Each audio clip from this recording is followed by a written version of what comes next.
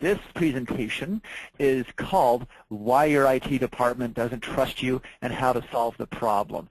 And here's the agenda. We're going to be talking about what it means to be responsible and also to have certain rights. And I think this should be a fun part of the presentation because of all the things, at least in the United States, that have gone on in terms of the NSA and all the hullabaloo about that. We'll be talking about why IT folks whether you're an instructor or whether you're an individual working in a company, might not find you trustworthy, the specific reasons. Talk to a lot of systems administrators about this, both in our company and elsewhere.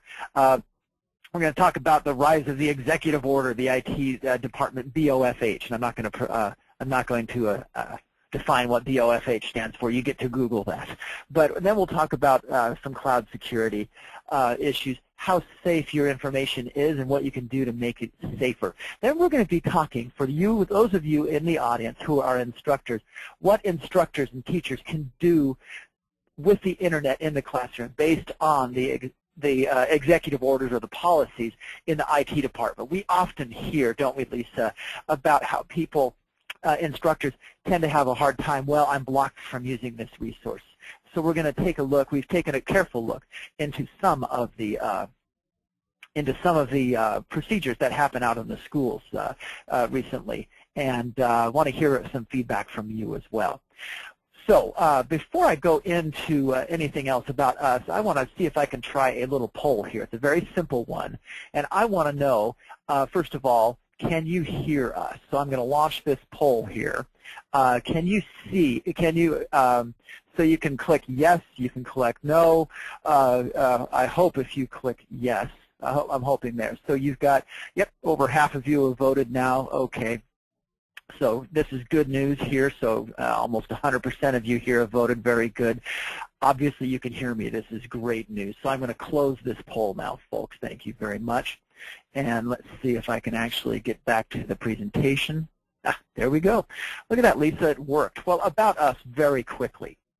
Very quickly. We're CIW. For those of you who don't know us, we are a skills-based education standard. We're a certification, yeah, but we take a holistic approach to certification with assessments, pre-assessments, courses, certification exams, the whole kit and caboodle, as we say in the United States. We focus on internet skills. We focus on creation of video, development, design, social media, an enormous array of skills because we focus on what industry wants. We put people on a lifelong learning path, not a vendor's product treadmill. We're vendor neutral. We use the best vendor applications as judged by industry, and that could be open source. That could be proprietary stuff made by Microsoft. If it's used in industry, we profile it. We're a globally accepted program, and we focus basically on creating careers. We can start people out with CIW Foundations that gives a holistic view of all the internet, all the web, the whole 9 yards, and we can move with you throughout your career as you work as a student, getting your associates or your bachelor's or your master's degree, as we call it in the States, as you work from being an IT administrator to IT manager and so forth. We teach you your career and how you can move forward. I'm James Stanger, as Lisa put it. I'm President and Chief Certification Architect of the company, and I've worked over the years in the publishing industry, also in the security industry, helping people and organizations either create educational programs or actually do security audits. Just this month, I finished teaching a Security Plus in a course in a virtual environment. That was fun. Taught a lot of folks back in Washington, D.C. Using an avatar-based virtual environment. So I do a lot of instruction, teaching of web technology, security, social media, and even how to bring your own device. A couple of days ago, I was talking to a few people of the United States Department of State, embassies all over the world, about bring your own device security. Just a little bit of background. Well, let's get into the presentation, shall we, Lisa, and talk about our online rights and responsibilities and how all of that works.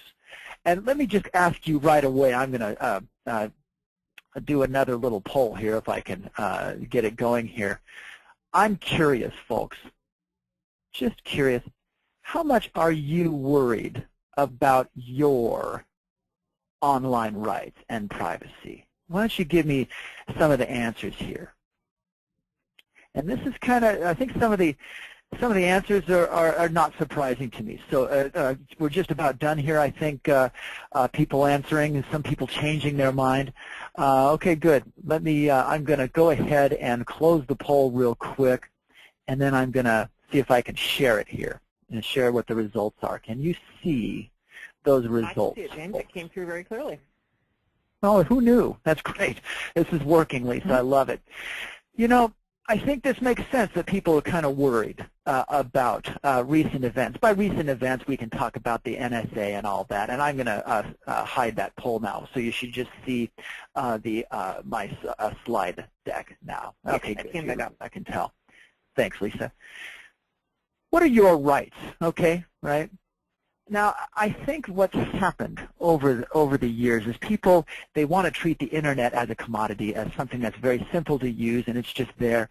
And I think some people seem to have forgotten the kind of wild and woolly nature of the Internet, that that there are some rights, I think, that we have. I think that there are also some responsibilities. In this part of the webcast, I want to get into, I think, maybe a primer and think a little more carefully about what the Internet's all about. I think, this is James Stanger's opinion, that you have the right to get online. I think you have the right to communicate freely and to learn how to learn about the Internet, to learn about how to compute securely, to make connections, maybe make money, think in an entrepreneurial way. All these things I think are terrific. But you'll notice, at least with this slide here, I'm not sure that you have the right to always be secure when you compute. In other words, when you're using the Internet, I think it's your responsibility to behave in such a way that you are secure. I'm not sure there's anybody out there guaranteeing your right to always be secure. And this is why computing and privacy is a major issue, because a lot of companies have and organizations seem to have the right to use your data. And by that, I think most people are worried or think about, in the United States anyway, about the metadata and the NSA scandal. Metadata and the NSA, it almost sounds like a really bad rock and roll band. But it has to do with the fact that when you make a phone call with your smartphone, okay, or when you use it, what does that say about you, and who is it saying it to? Okay, who's listening? Who's taking that information and triangulating information about you? And I think the answer, folks, is the government. And also people in the private sector. And we've seen two examples over the years. There's the whole NSA issue that has come up recently, and then also, if you remember, a few years ago, Google was found to be going around with the really cool little Google trucks where they go in and they do Google Street View, and they can figure out things. Well, at the same time, what was that, Lisa? They were shooting pictures of your street. You know, they come along and shoot a picture of your house. Is that private or not? You know, is the front of your house private? You know? Yeah, they're shooting pictures of your street, but also remember at the same time, they were basically sniffing people's Wi-Fi connections at their homes. And they were learning information about that. And at first they denied, oh, no, we didn't do that. Well, they did. They admitted it. Now, I'm not sitting here in Olympia, Washington, in my little tinfoil hat to make sure that I keep the Google rays out or the government rays out. But I am saying that when it comes to privacy, people use information about us all the time. The president, the CEO of Google, has often said, you know, we kind of, through our data crunching, know a lot more about you than you realize, because they're able to take all of the information from mobile phones, from your browsing habits, and they can do a really good job of predicting and analyzing. They make money that way. In some ways, it's very innocuous. In some ways, it's not. But I do believe that your rights are to learn more about these things. And this is why with CIW, for example, we do a lot with our Internet Business Associate course. It's not a digital literacy course. It goes beyond that, and it teaches how privacy works. It teaches how businesses use it and how you can protect yourself. Other rights. People talk about the right to be forgotten in Europe. That's a concept started in the European Union, and it's often talked here. In what ways can you join in a do not track, do not call policy to get into an opt-out option? can these things work? What records do the governments have in regards to internet security? What records do governments and corporations have in regards to privacy? What is their record? In other words, their history. Well, it's a little spotty, and it's your job, I think, your responsibility to protect yourself. So you have the right to learn how to work online and conduct probably an unfettered exchange of ideas. As long as it's not hate speech, but I do believe, folks, that you have a lot of responsibilities. And this next slide is meant to talk about how you help support the Internet. Lisa, when I got on the Internet, I made a lot of mistakes early on. I think we all did. It kind of reminds me of, at least when I was a kid, here's my analogy. When I was a kid, there were no car seats. There were barely seat belts. They existed, but did you ever use them? I mean, not as a kid, I didn't. No, I didn't use them until your freedom. Yeah, exactly. And it's the same way with antivirus. It's the same way with understanding privacy. It's like I want to do what I want, and to heck with the consequences. And it wasn't until somebody came along and said, "Look, I'm going to give you a ticket unless you wear your seatbelt," that I started wearing them. And boy, it was uncomfortable. And then I got used to it. Okay, by analogy, we are citizens on the Internet, and I'm not trying to be cliche here. It just happens naturally. Sorry, just kidding. But you need to know the systems that you're using, how the Internet works, the devices, the protocols. It's our responsibility to compute properly and to understand not only our own devices, but to know the motivations of the people and the entities. And by entities, I mean the government, big business, small businesses that you will encounter as you work. And I know this to some people it might seem kind of, well, it's kind of basic, but you know what? I think people forget this. It's not as basic as they think. And let me ask a question. This is another poll, and I'm going to ask this question in this way because I think it's your responsibility to understand how your devices work and how to compute. And here's a question I have to ask, and let me see if I can launch it properly. Okay, I've opened a poll here, and I think it's a fairly simple question. But I'm curious who gets it right. There is a right answer here, at least there's meant to be. How does a smartphone, right, how does it connect to the Internet? I'd like you to answer. So let's see, we've got about 30% of people who voted. Okay, just over about 40, 50% now.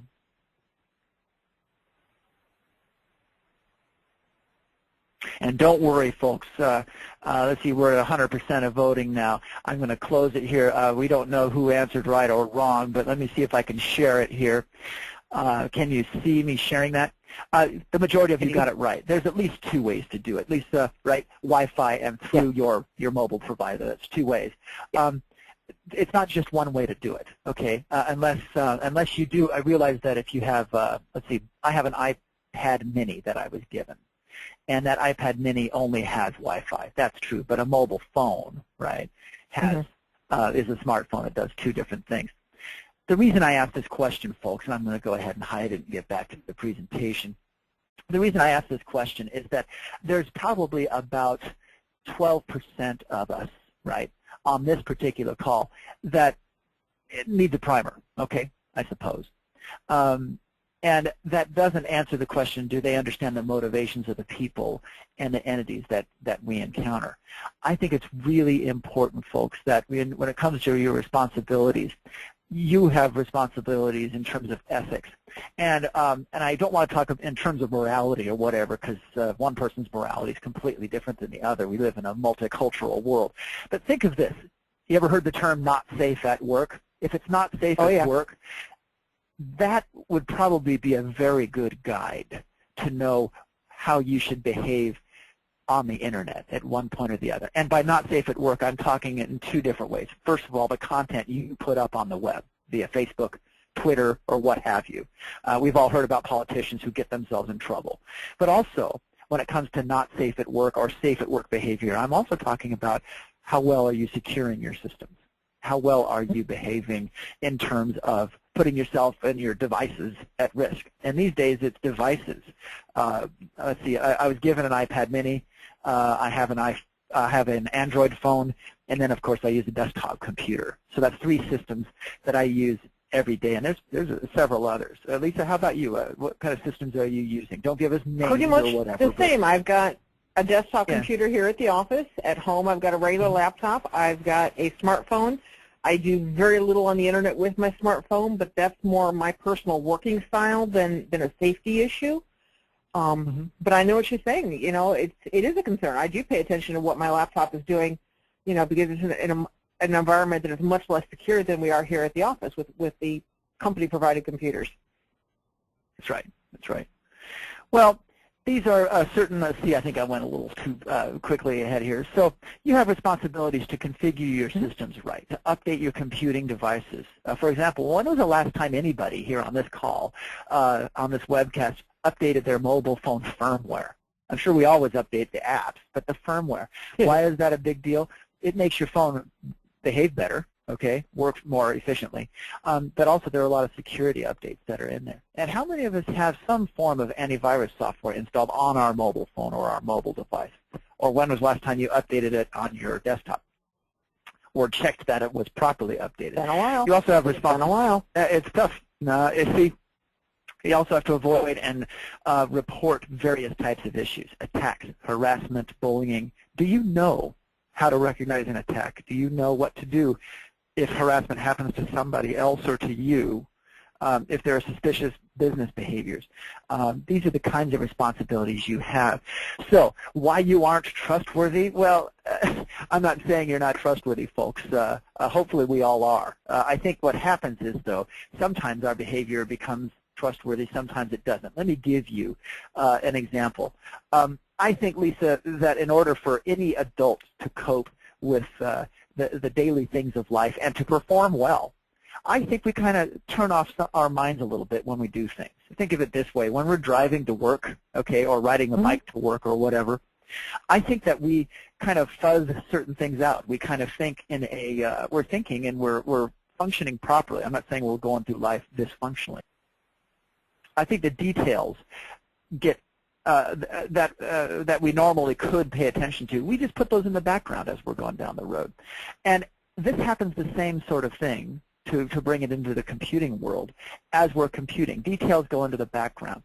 And I want to bring up the FBI Ransomware Scam that happened. It's an older attack. It's been around for a year or two.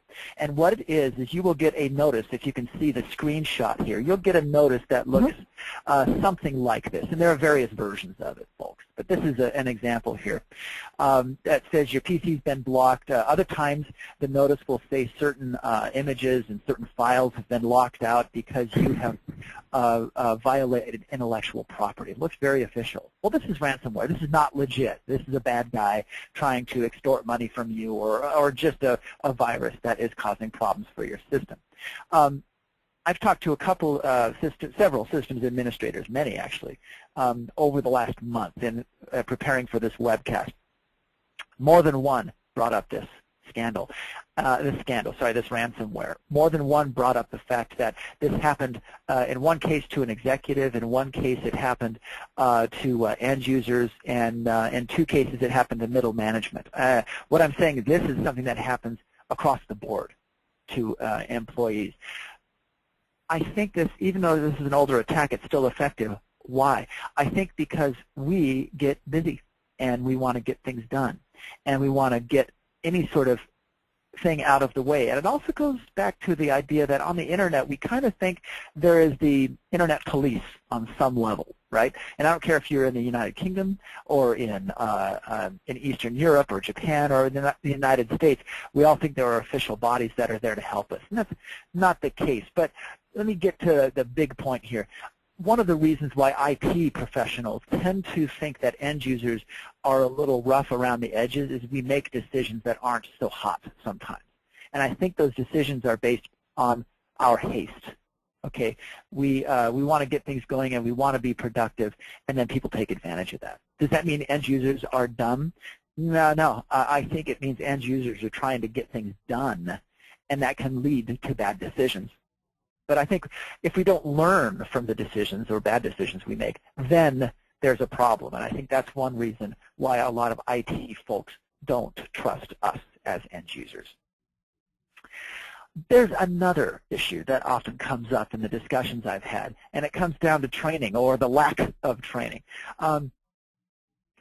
There's not much security awareness training that really happens. There are tons of programs out there that are offered, but who really takes them? What organizations, governments, or whatever really have a viable, not really internet literacy program, but a good security awareness training program that in one way is mandatory, you know? And I realize there's ICDL and all sorts of driver's license programs, as it were, but that training alone, the lack is estimated to cost us about $100 billion a year globally. That's a significant chunk of change even for government spending, okay? The lack of security awareness training makes it so that phishing and software-based attacks occur. There are 500 million victims of this a year. That's about 18 victims a second. Okay, training is the primary solution.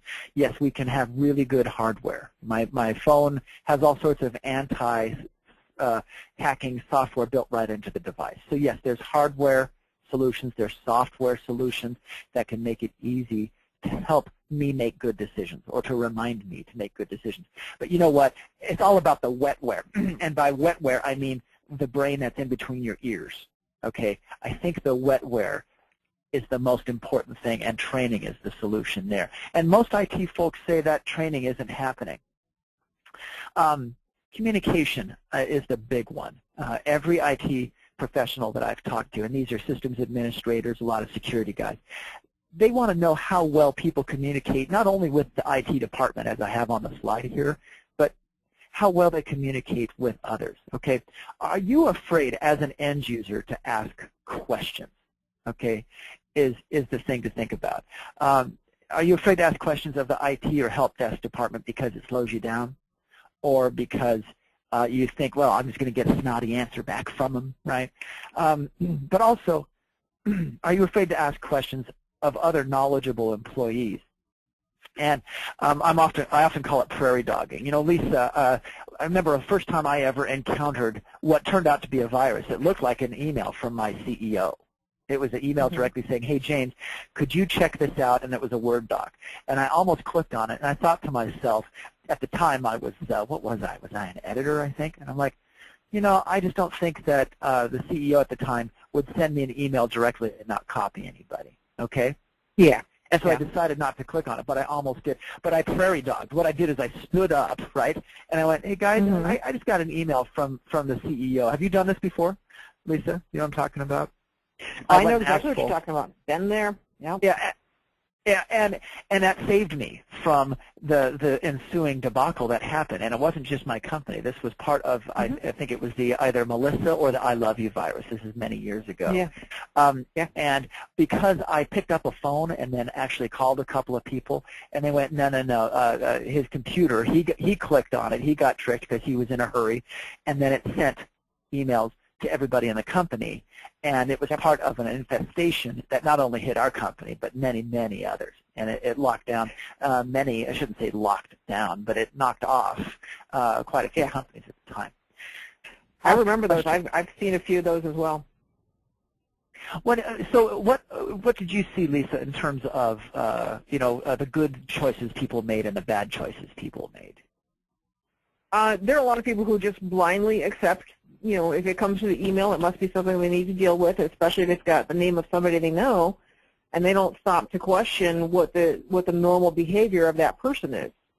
You know, and that's the biggest issue, is they just accept it without stopping to say, hey, is this really the way that we conduct business in this organization?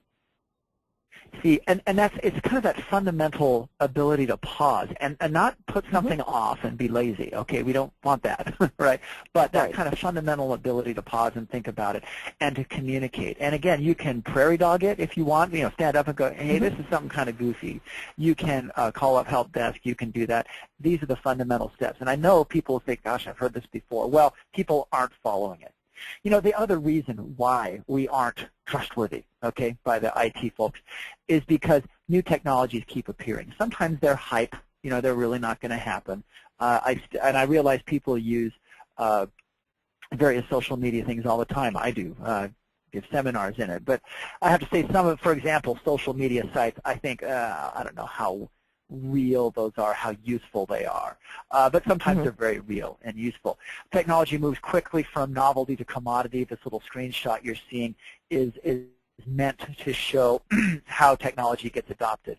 But it's hard to keep track of how to use them, how to secure them. And think about bring your own device, which means that you can bring your own device into the company as long as it's allowed. What are the implications of all this and how difficult it is to understand and use all these technologies? The other thing, why we tend not to be as trustworthy is there are bad guys out there, okay? It's not just that end users make hasty decisions or whatever. There are also bad guys out there. This graphic is meant to show, it's called the HoneyNet project, and it tracks all of the known, the number of botnets that are out there. And the different types of attacks out there. And there are various forms of attack types. There are people who will create botnets and other issues for hacktivism. They believe in a cause, environmental, religious, whatever, right? There are people who just want to steal money, general crime. There are people who want to steal information. And then there's war and terrorism. These are the general motivations that are out there. And because there are so many people, so many attacks going on, it's difficult for IT folks to trust end users in the face of this kind of onslaught we're talking about here. And there are and the bad guys are motivated in various ways. As you can see, this is a particular survey that was given out. Notice that hacktivism is now getting up to about 50%. Crime is really the big one. Espionage and war, that's fine, but notice people really who believe in something and then they start attacking. Bad guys, therefore, are targeting specific people. Hacktivists are not necessarily just doing denial-of-service attacks and thinking it's funny. They're doing denial-of-service attacks, but also very specific targeted attacks against people. That means us, okay? And so who's going to teach these people the proper way? And notice the distribution of attacks. By distribution, I mean the different types of attacks. Of the different types of attacks that are out there, you're talking about things such as account hijacking, defacing things, going after misconfigured systems. All of these things are end-user and wetware-oriented issues. My point is that when you and I, Lisa, got on the Internet, I think that we probably learned by the school of hard knocks. Is that how you learned when it came to getting on the Internet? That was my case. Yeah. There was really no formal training. Okay. Absolutely. And now we have many more. Let's see. Few people really know security. Back in the day, you learned by doing or doing it wrong. Someone taught you through the school of hard knocks. Computer viruses and worms were rampant. There are botnets now. Can we afford to continue that school of hard knocks model? Think of it this way. This is an older statistic, but usually statistics lag 6 months to a year behind. This one here says there are about 2 billion or so Internet users, active Internet users from Asia to Europe, North America. Okay, that's one statistic from InternetWorldStats.com. That's a lot of people. That's twice as many, I would imagine, as when I first got online. Okay. There's also the CIA World Factbook. How ironic to quote them, but they do have pretty good idea of how many users there are. And I'm just listing some of the top ones there: China, United States, Japan.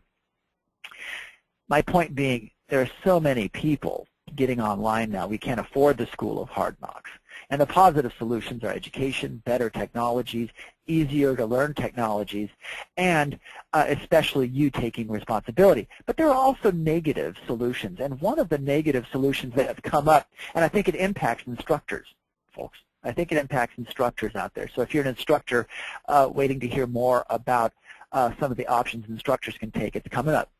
But I think what's happened is that a lot of instructors get blocked in teaching the Internet, from the Internet, because of such issues that we've just described.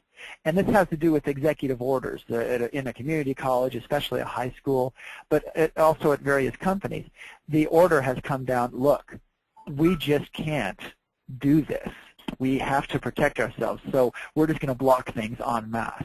Okay, and it's kind of the rise of the BOFH, and you can Google what that stands for. The BOFH was a character created by a guy named Simon Travaglia, and Simon basically created a character of the grumpy IT support security person, smart, geeky, gruff, angry, power-hungry, and kind of a rogue, and goes around calling end users end losers. And the BOFH is in charge of everything and employs the pimply-faced youth, the PFY. This is a person who basically is tired of being rousted out of bed at 3 a.m. because of end users, and is tired of being ignored by end users and tired of being interrupted, right? What does that have to do with instructors? Well, I think what happens is that the school district, or when it comes to, if you're not an instructor, if you're just, well, not just, but if you're an employee, the firewall gets configured, or the executive says, look, we're going to block this stuff because we're just too worried about the bad decisions that are going on. And so this is kind of the negative solution that happens. And it is a solution if you block out the firewall, right? Well, what motivates the BOFH, or what motivates the IT worker to just block stuff, right? Well, it's not because end users need to be geeks. End users need to be people who are responsible. They do before they think. They ignore basic principles. They need to have a sense of curiosity. If something comes up, it's like, I wonder why that happened. And that's what I mean by the ability to kind of pause and relax just for a second. Have a little bit of healthy skepticism about certain claims found in email messages and elsewhere, and to ask questions. That's why the BOFH shows up here. Well, what are some of the things that we can do to protect ourselves? Now, again, let's go back to one of those poll questions. We all heard about the NSA in the United States and the metadata controversy. I'd like to show you something. Take a look at the picture here to the right. Can you see that, Lisa? I see it, yes. This is an old, thanks. This is an old rusted-out rig here that I took a picture of. It's got my kayak on top of there, which less and less I'm able to use it. It's just too busy. But what does this tell you? Well, from a security perspective, what can this picture, excuse me, tell you? Well, I don't know. You can draw a few conclusions. I like old cars, whatever. But I think, and it might be able to tell you certain tastes, certain things that James, this is my car, likes to do when he has time to go out. Could even suggest where I live, right? Somewhere near a large body of water, probably, right? It's not a whitewater kayak, it's a flat water kayak. So you can start to draw conclusions. Good security people draw conclusions, or good businesses can draw conclusions from seemingly innocuous or seemingly uninformative data. But this picture has metadata information on it that can be quite useful to folks. This next screenshot is an ugly little, the result of an ugly little application called JHead. And JHead basically takes a look at a JPEG image, and it can look at the headers of that image that was created. That picture was taken by a mobile phone. Take a look at what this little application was able to do. And this is a freely downloadable on a Linux system or a Windows system. I think it was originally designed for a Windows system. It gives the file name and the file size, gives the file date. That could be interesting. Notice, it says that it was made by a Samsung camera, and it even tells you what model it is. So now somebody can find out what model of phone I have. Well, that's the beginning of profiling. So and that could be a business with legitimate reasons. Well, now I know he's a Samsung user. Maybe he wants to buy some software. Or that puts him into a category of Android user, and now we know how to market to this James guy. But it also gives a date and time when it was given, resolution. But look on down at the very bottom. I think the juiciest piece of information. Yeah. What does that suggest? What does that show? That allows them to pinpoint an exact location. Yeah. So now, if you're listening to this webcast, I guess I've opened myself up for somebody to come to my house, because now they know this was taken at my house, right? And they know exactly where it is with that, the GPS latitude and longitude. So come on over. I'll get you a Diet Coke, and we'll go paddling. Okay, somebody. So this is an example of metadata information. It's a fairly innocuous one. Every file you create has metadata information in it. A Word doc, Excel, image, name it, it's there. We could even do a webcast on this in the future to really get detailed into it. Why am I bringing this up? A couple more things. How did my phone know about this date? Because it turns on its GPS. It embeds that information in the image. Well, most smartphones can do this. Most of them do not have this enabled by default. Some do. It's your job to learn whether your phone does or not and what you want to do. And you may want that kind of update.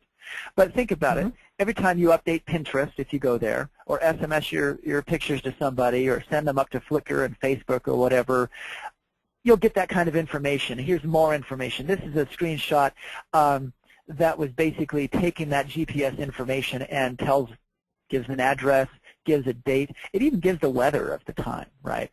And if you go back, let me show you real quick here. If you go back, see where it says comment, and then there's this goofy little kind of ASCII text thing there? That is additional information that shows that on my phone I use AccuWeather just to help me know what the weather's like and that sort of thing. My point is that the information that we generate has a lot of information. So how secure is our data on the cloud? Well, let's say, I'm going to say it's both. It's not safe, it's pretty safe. Here's the pretty safe part. Data at rest, you can encrypt that data. It is possible to do that. You don't have to store data in the cloud if you don't want to, folks. Okay, if you don't want some sort of subpoena that can be made against your Dropbox account, right? Because somebody can do that, a government can do that, then they'll put it up on Dropbox. But also, you can encrypt data at rest, and by encrypting data at rest, you can encrypt your hard disk, or you can encrypt that SD disk, SD card that is in your phone. You can also encrypt the memory in the smartphone there. You can also encrypt data that's being sent back and forth. That's data in transit. In other words, when you're sending an email, you can make sure you use SSL or some sort of virtual private network, a VPN, to encrypt it. You can also use fancier authentication schemes. I think over the last 2 months, we've seen quite a few cases of where CBS, I think Reuters, and Yahoo all were hacked because people were able to get into their Twitter accounts. Why is this? Well, Twitter accounts only have one authentication factor, right? Lisa, if you want to go up and make a tweet, you're asked to provide one piece of information, and that's a password. Well, there's got to be a second factor, and Twitter has implemented that, a second factor that not only asks for a password, you have to enable this, but it will ask for additional information. It makes it a little bit more difficult for an attacker to just grab a password and run. So there are ways in which you can make yourself safer. But remember, I think in order to gain trust and keep trust, organizations can't be too cynical about how they can steal your data or use metadata, because word always gets out and then the company will lose a major amount of trust. So that's something to think about. Well, what are some of the things that you can do? Again, store the car. If data is stored on your SD card, use an app to encrypt it. There are a lot of free apps out there. You can even pay for them if you want. An expensive app is usually, what, $5?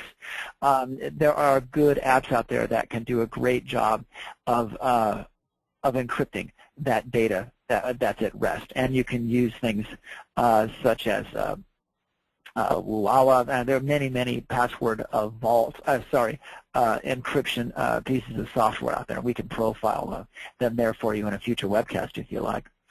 You can secure data at rest through whole disk encryption, through password protection, and screensavers. You can password protect entire devices. For example, in order to use email for my device that I have, I use an Android. In order to use email, the security policy for this company is that not only do I have to use a normal password that I can save and do automatically, but every time I also have to enter an additional passcode. That means every time, whenever I lose my phone, it's a bit more difficult for somebody who picks up my phone to check my work email, because they would have to know that extra code. And I can't save it, so it's automatic. It's something that I have to enter each time. So you can do that with your own personal accounts as well. So when you have your phone or your device, use it properly. Now, the other thing to think about is the policies that you have. It's the acceptable use policy. It is a public document. And if you work for somebody right now, you should have an understanding of that company's acceptable use policy. If you're an instructor, you should also have it. It's a public document. It's meant to show what is allowed and what is not. Is there one in your organization? Do you create one for your students if you're an instructor is one question I'd like to ask. If you're if you're an instructor, I'm a little curious if you have an acceptable use policy that needs to be signed. I'm going to launch this app, and I'd like to hear. So this is a poll that's open here. Go ahead and give me an answer. Is there an acceptable use policy that your students need to sign? It's about 50-50. Oh, yes is winning out here a little bit. Some people are saying, what the heck is an acceptable use policy? An acceptable use policy is basically kind of like a contract, and it's part of a security policy, and it basically outlines what the responsibilities of a student are, or a person, an end user, what kind of steps they need to take to secure their systems, and what things they're not allowed to do. Okay, so and I'm going to close that, and I'm going to share it. These are the results. I expected more of a 50-50. So about 50% say yes, 35% say no, and then again, other folks are going, acceptable use what? So an acceptable use policy is something that basically outlines what is allowed and what is not. And there are templates out on the web that can show you what an acceptable use policy is. And what we can do is we can even go deeper into that in a future webcast about how you can create one for your students, or even if you're not an instructor, you can work with the IT department about that. Because it has to be a policy-based decision. I'm going to hide this now and get back to securing your devices. So again, encrypt your SD card, encrypt native memory, disable features. For example, when it came to GPS information, all I have to do is go into my photo app, the official photo app for my phone, and I can go in and disable GPS information sharing. So you can encrypt your SD card, you can disable various features, you can use a passcode, you can even install remote data wiping software. You know, Lisa, what happens if you lose your smartphone? Now, back in the day, and I mean like 5 years ago, if you lost your mobile phone, you just made a kind of semi-panicked call to your provider, right? Mm-hmm. And shut down the mobile service there, so people couldn't call Timbuktu and charge tons of calls, right? And you didn't worry so much about what was on the phone. But now, there's a lot of information on that phone. At least there is on mine. Right? I assume there is on anybody else's. So what do you do if that phone gets lost? There is software out there that if you enter a certain code, you can actually basically return that phone back to the factory default, and it does a pretty good job of deleting files. I think if the FBI or MI6 wanted to get involved, MI5 wanted to get involved to recover those files, they could. It'd be awfully expensive. I think the average person, the average bad guy, doesn't have that kind of resources.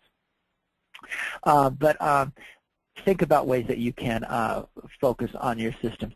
When it comes to the cloud, become literate in the tools that you use. Am I asking you to become a techno geek? Yeah, a little bit. Do you know your phone settings? Have you spent time peeking underneath the hood there? But in other ways, no, I'm really not asking you to be a particular IT geek. I'm asking you to become a smart consumer, yes, but also to become familiar, very familiar with the technologies you use. This way, you not only become a smart consumer, but you kind of make a move from being just a mere consumer to being a producer. Well, the steps you can take, for example, you can configure your phones to stop collecting data, like I said. You can also get yourself on tracking protection lists. There's AB Standard, there's Easy Privacy. These are good organizations that have the ability to say, look, I don't want to be tracked. They're not completely comprehensive, but there are ways in which you can do that. Also, there are add-ons that you can put on your phones, and there are add-ons that you can put on your browsers, in your phone or your browser for your desktop. Tracker Block is a good one. Ghostery, it's available on almost any browser. And these do a really nice job of telling you how various companies are using your browsing habits.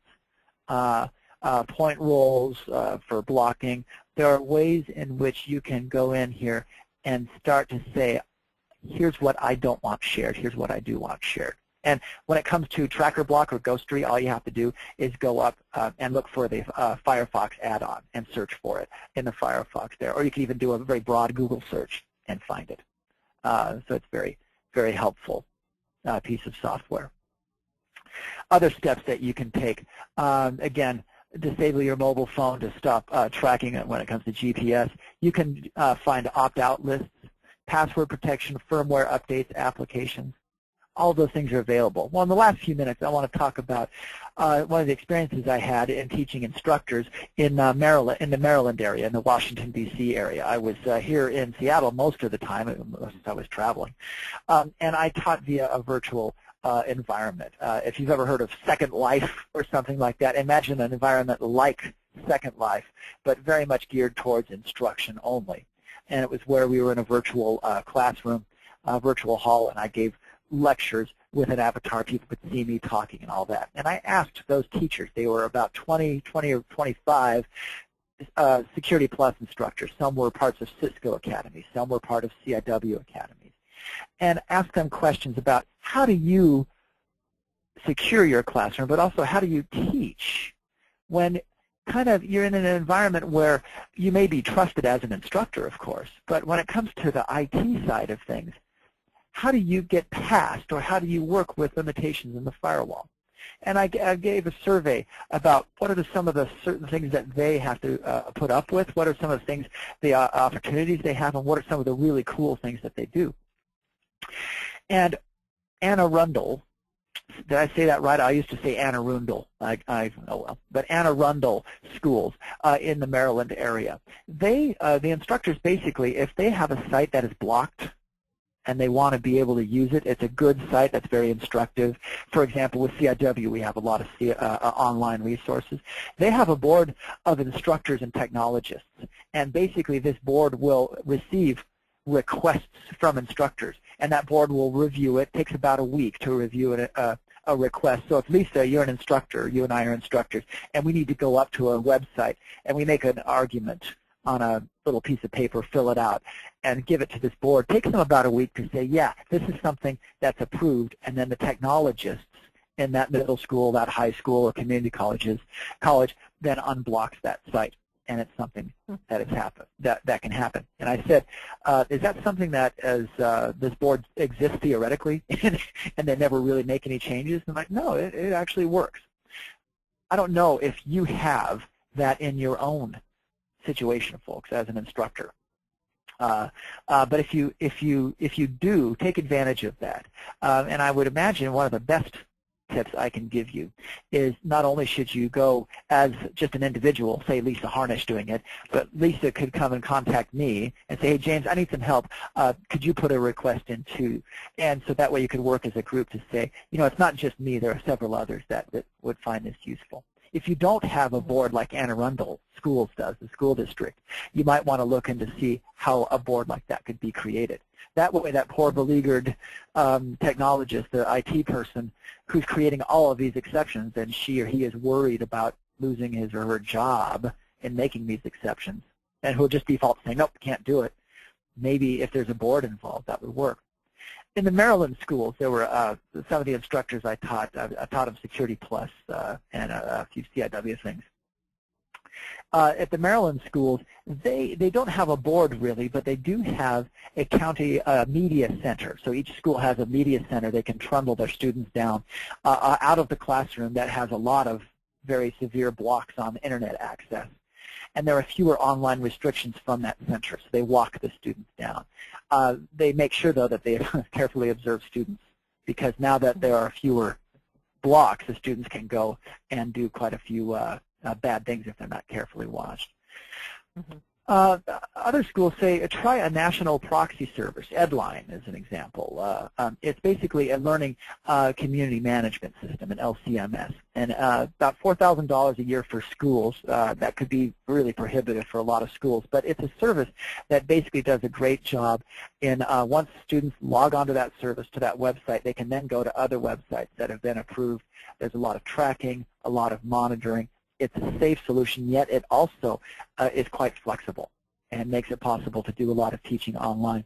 I remember reading an article a while back. It was something like Mr. Superintendent, bring down this firewall, which is a spoof on the old, was it Ronald Reagan telling Gorbachev to bring down the wall, tear down this wall in Berlin. Right, tear down this wall.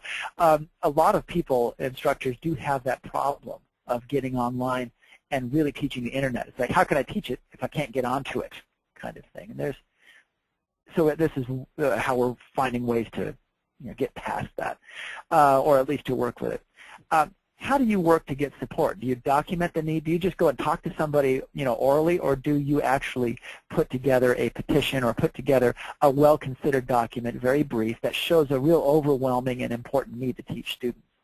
How systematically are you able to work is one of my questions. One thing that one of the instructors brought up, an interesting point, is that you may default in your behavior to a certain web browser. I tend to be more of a Firefox user than a Chrome one. That's just me. Well, he noticed that if you use a different web browser in some environments, like if you move from IE to Firefox or vice versa, requests generated from one browser can make a difference with the proxy server, and one browser actually might be a bit more liberal in what's allowed than others. I found that interesting. I said I was a little incredulous. I'm like, that doesn't make sense. A proxy server handles requests very consistently. But then again, they are talking to a web browser, and so certain web browsers might do better than others. So that's something to think about. I also think about this. Conduct an instructor-assisted lab. Instructors, oftentimes, when it comes to proxy servers, their login itself will be a little better than a student's login. In other words, if you log into a proxy server as an instructor, you have more privileges than a student who logs in. Then you can use an overhead projector if you do it instructor-led. You can always try some workarounds, and these can be a little, little scary. You can use your mobile phone as a hotspot, right, your own phone, and then conduct an instructor-led lab. I would never allow students to connect through my hotspot or my mobile phone directly to the internet. I think that could get out of control very quickly. But if I use my own mobile phone in the classroom and use that network, I think that would be a very good way to do instructor-led labs to show students how this works. And then students could go home and work on the labs. I think you can also use anonymizers. There are a lot of them out there. You can Google for them to bypass certain limitations. I think you have to be careful with that, though, because you're teaching students how to get past policies rather than that. My recommendation, again, is to, as you're able to open access in one way or the other, create an acceptable use policy for your students. Students will then basically enroll in a kind of a program.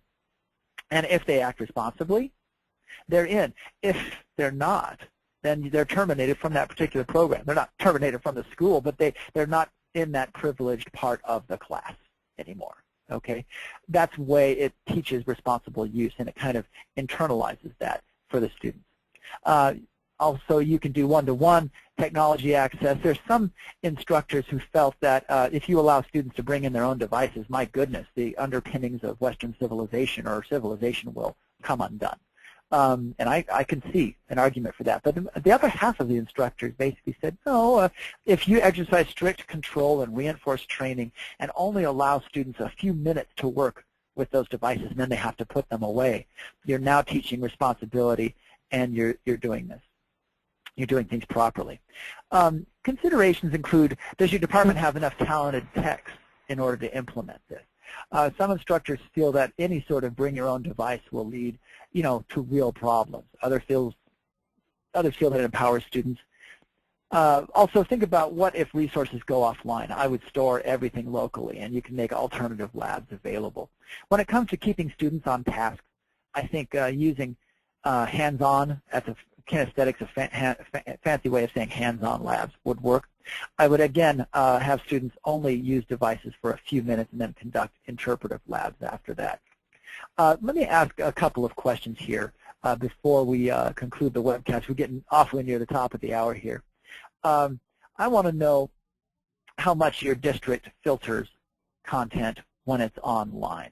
Is it so filtered that you can barely go anywhere? Is there just light filtering, no filtering at all? I'd like to know. That would be very useful for us to get information there. I would assume it's more light filtering than anything else. Let me look at the results. Yeah, it's about yeah, about what I expected. I'm going to close the poll real quick. Oh, some people even have no filtering. I noticed that some of the Anne Arundel folks really had no filtering, and I'm going to share the results of that particular poll. Let me hide that there real quick, and I'm going to have another one.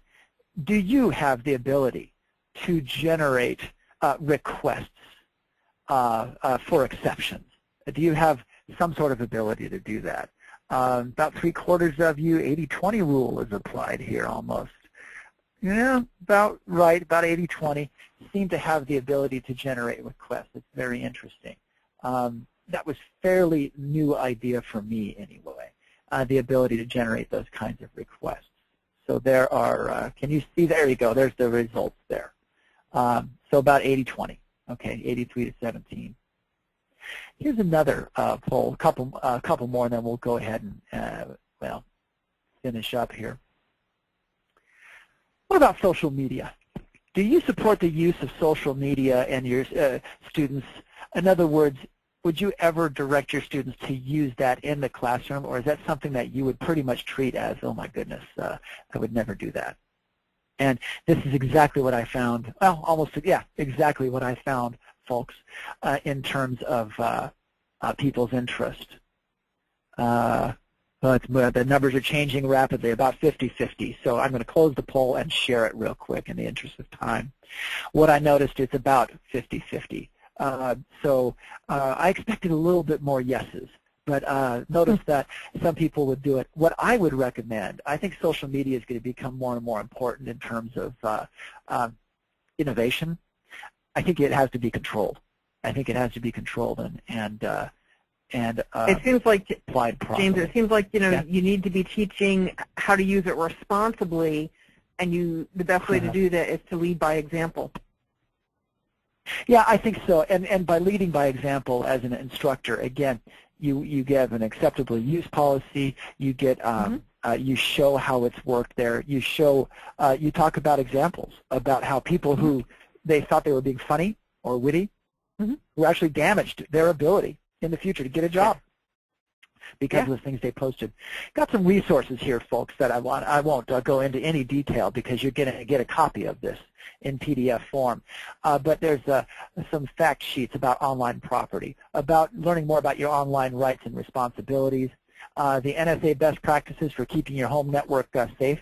Pretty ironic, I think, in light of recent events. MIT top 10 safe computing tips. The University of Oregon has a good set there of information. GovLoop, the cybersecurity in focus, that's a really good resource there. I really like that one there. A discussion about how much online privacy you really have from ZDNet. It's a good resource. I'm not going to go into any particular details about CIW here because we're pretty much at the top of the hour. One thing I would like to show you, though, is a future webcast. Right now, we have webcast. The next webcast is set for September, folks. It's called Real Life Computing and Teaching with Virtualization. So it's geared a lot towards instructors. That's in September, so we're doing a bit of a hiatus. That's the next one, and you can go to CIWcertified.com to learn more about that topic and additional topics there. And of course, you can follow us on our social media presence. So we've, again, talked about your online rights and responsibilities, why you really are trustworthy if you follow a few principles that IT folks have taught us. We talked about some cloud security, specific things you can do. And then we talked about instructors on the Internet. And here's where you can follow us on the Internet. I have one more poll for you folks. I'm launching it here. I have a few topics that I've listed. I'd like to hear what you want to hear about. In other words, some additional topics here. Do you want to hear about designing for mobile devices or HTML5 and video? Would you like to learn more about metadata and your phone, a real deep dive into that? Give us some feedback here. This will be very, very helpful for us to learn more about the types of things you want to hear about. There's tips for teaching technology in the classroom, investigating responsive design, which is basically, imagine this. Your phone, you usually hold it vertically. What happens if you hold it horizontally? Or what happens if you resize your web browser in your desktop? What kinds of choices come available? as you make changes. So there's all sorts of things there. So let me close that and share it. Here's what you guys had to say in terms of topics that you'd like to see in the future. A lot of it around design, and quite a few of you want to learn a bit about metadata. And this will be very useful information, folks, that we'll use there. So I want to thank you very much for your time. We are now over time. Lisa, what kinds of questions have people had so far? It's been a pretty quiet session. I think you've covered a lot of things in detail there. I certainly found it very informative, some things I hadn't considered before, or other things that, yes, I also struggle with a lot of those security issues, and you know, every time I go to do something, I'm like, ooh, wait a minute, do I really want to say that out there? Maybe I don't, you know. And I think it's not a question of right or wrong, it's a question of what's appropriate, you know. I mean, the Internet is a vast, a valuable tool that is available for everyone to use. There's a right way to use it and a wrong way to use it. You know, it's not that you don't ever want to share data, you know, because sometimes sharing some of that data can actually lead to a lot of good things. You know, I mean, you can get a lot of bargains for products and services that you need by letting the world know that, yes, you are looking for certain services. So it's not that you can't ever share your data. You need to understand why and how that data is going to be used, and I think you've given a lot of insight into that. So thank you, James. Well, thanks, Lisa. Praise from Caesar, so I appreciate it. Well, that is the end of this presentation. So, Lisa, I'll turn the time back over to you. Before that, though, thank you, everybody, for your attention, for answering the polls. It's always a pleasure, so see you next time.